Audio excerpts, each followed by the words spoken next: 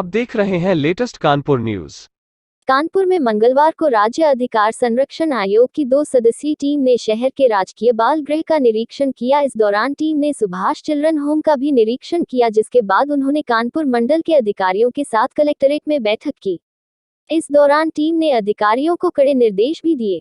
वहीं मीडिया से बात करते हुए उन्होंने बताया कि आज राज्य अधिकार संरक्षण की 2 सदस्यीय टीम ने कानपुर में आई, जहां सबसे पहले उन्होंने राजकीय बालिका गृह का निरीक्षण किया, जहां पास्को की बालिकाओं से बात की, जहां बच्चियों ने अपने घर जाने की बात कही, लेकिन इस पर किसी बच्ची के परिजन बच्ची को लेना नहीं चाहते तो किसी बच्ची के परिजन उसे लेना चाहते हैं, लेकिन कागजी कार्यवाही के चलते ले नहीं पा रहे हैं, जिसके लिए उन्होंने अधिकारियों को निर्देशित किया। इस दौरान टीम ने सुभाष चिल्ड्रन होम का भी निरीक्षण किया, जहाँ के खामियां मिली, जिसके चलते वहां से संबंधित अधिकारी से समस्त दस्तावेज मंगवा कर जांच की जा रही है।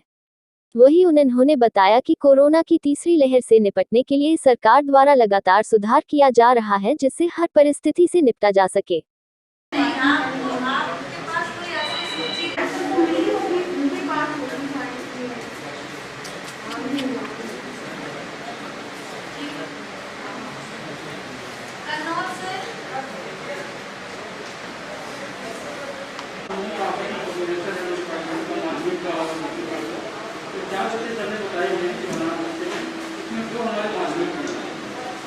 रहा वहाँ हम जो पॉक्सो की विक्टिम लड़कियाँ थी उनसे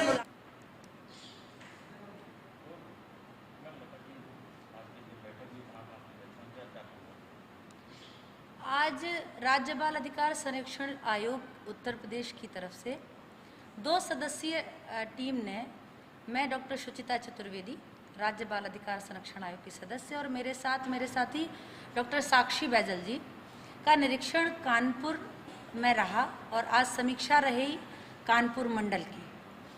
कानपुर में सबसे पहले मेरा निरीक्षण राजकीय बालिका गृह रहा, जहाँ पर मैं पॉक्सो की जो लड़कियाँ थीं, बच्चियाँ हैं, उनसे मेरी मुलाकात हुई। 69 बच्चियाँ वहाँ पर हैं। वहाँ जब उनसे बात हुई थी तो बहुत से बच्चियाँ अपने घर जाना चाहती हैं। कहीं दिक्कत आ रही है कि उनके पेरेंट्स लेने को तैयार नहीं हैं, कहीं है कि उनके पेरेंट्स लेने को तैयार हैं, लेकिन कहीं CWC जो बाल कल्याण समिति है उसके द्वारा कहें कि उसको लेकर थोड़ी सी ढिलाई बरती जा रही है। वहाँ पर CWC से भी बात की गई है और सारी फाइलों को आयोग मंगाया गया है कि उसको बैठकर उसको देखा जाएगा, और जो बच्चियां घर जा सकती हैं उनको घर भेजने के लिए CWC से नियमता बात की जाएगी कि जो माननीय सुप्रीम कोर्ट का आदेश है और जो JJ एक्ट कहता है उसके अनुसार हम बच्चों को वहाँ पर उनके घर भेजने को तैयार होंगे। उसके बाद हमारा निरीक्षण रहा सुभाष चिल्ड्रन होम में। सुभाष चिल्ड्रन होम की स्थिति काफ़ी दयनीय पाई गई, काफ़ी ख़राब स्थिति में सुभाष चिल्ड्रन होम चलता हुआ पाया गया। वहाँ पर जितने भी बच्चे थे और जो स्टाफ था, तो स्टाफ को ही नहीं पता कि ये बच्चे दत्तक ग्रहण के हैं या ये बच्चे बाल गृह के बच्चे हैं। वो खुद ही बड़े कंफ्यूज टाइप में थे कि किस बच्चे को हम दत्तक ग्रहण इकाई में शामिल करेंगे और किसको नहीं शामिल करेंगे। तो ये बड़ा दुखद था कि जो होम इतना पुराना है और वहाँ पर इस तरीके का जो स्टाफ है वो कुछ बताने के लिए सक्षम ही नहीं है। जब हमने उनके रजिस्टर देखे तो रजिस्टर में ये देखने को मिला कि जो दत्तक ग्रहण इकाई के माध्यम से जो बच्चे गोद दिए गए हैं या पेरेंट्स को भी दिए गए हैं, उनकी कोई डिटेल वहाँ पर नहीं थी। उन्होंने मुझे 2-3 रजिस्टर दिखाए, बट उन्होंने जिस बच्चे को उन्होंने उसके अभिभावक को सौंप दिया, लिखा हुआ है कि अभिभावक को सौंप दिया, लेकिन उसके बाद भी उसमें ना तो उस अभिभावक का नाम है, ना उस अभिभावक का कोई फ़ोन नंबर है। तो ये कहीं ना कहीं कुछ संशय पैदा करता है। उनसे जो बच्चे विदेश गए हैं उनके बारे में जानकारी ली गई, बट वो अभी हमें कोई जानकारी तत्काल नहीं दे पाए।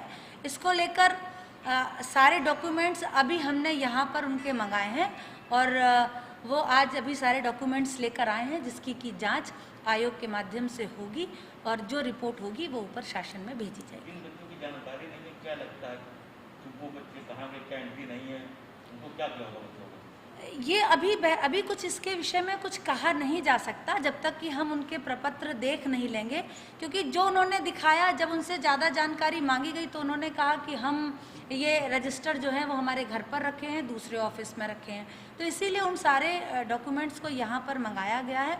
अगर कहीं पर भी कुछ कमी पाई जाती है तो पूरी तरीके से एक्शन होगा।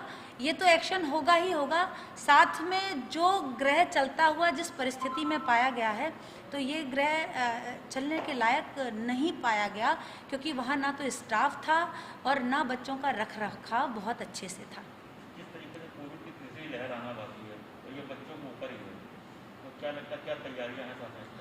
आज यहाँ पर कानपुर मंडल की समीक्षा थी और सभी जिले से जिला चिकित्सा अधिकारी, जिला बेसिक अधिकारी, जिला शिक्षा अधिकारी और श्रम विभाग और ICDS यहाँ पर उपस्थित है, और उन्हीं से इन सब विषयों पर चर्चा है कि मुख्यतः बाल सेवा योजना, माननीय मुख्यमंत्री जी के द्वारा जो संचालित बाल सेवा योजना है, उस सेवा योजना का लाभ प्रत्येक बच्चे तक पहुँचे, प्रत्येक उस परिवार को उसका लाभ हो कि बच्चे का पालन पोषण सही से हो पाए, अच्छे से हो पाए।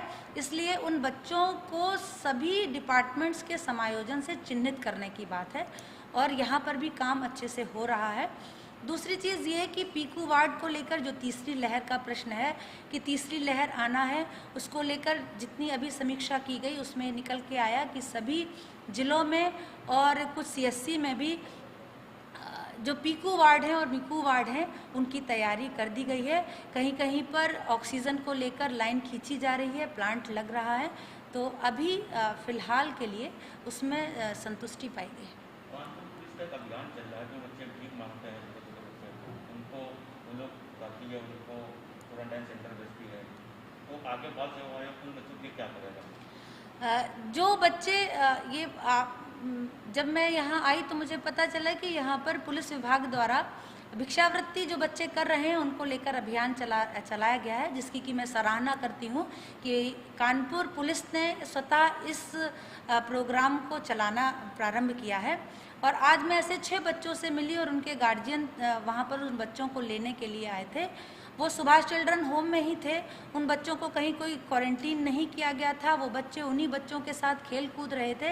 तो एक मैसेज ये भी कि अगर इस तरीके के बच्चे जो हैं उन बच्चों को हमें क्वारंटीन ही करना है, सभी बच्चों को एक साथ नहीं रखना है, और इन बच्चों को जो बच्चे इस तरीके से भिक्षावृत्ति में लिप्त हैं उनको RT एक्ट से जोड़ने की बात यहाँ पर कही गई।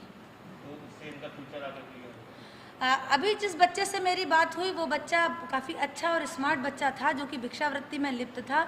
उस बच्चे के विषय में और इस टाइप के जो बच्चे हैं उनको RT एक्ट से, अगर उनके माता पिता कोई श्रम कर रहे हैं, जैसे उस बच्चे से बात हुई तो उसने कहा कि मेरी माँ जो है वो ईंट ढोती है, मेरे पिता जो हैं वो राजगीर हैं, ऐसा पता चला। तो यहाँ पर श्रम विभाग से कहा गया है कि उनको इस बाल श्रम योजना से, और जो श्रमिक कार्य कर रहे हैं उनको श्रम विभाग की जो भी योजना है उसमें पंजीकृत कराया जाए। Thank you so much. Subscribe करें हमारे लेटेस्ट कानपुर न्यूज़ चैनल को और बेल आइकन दबाना ना भूलें।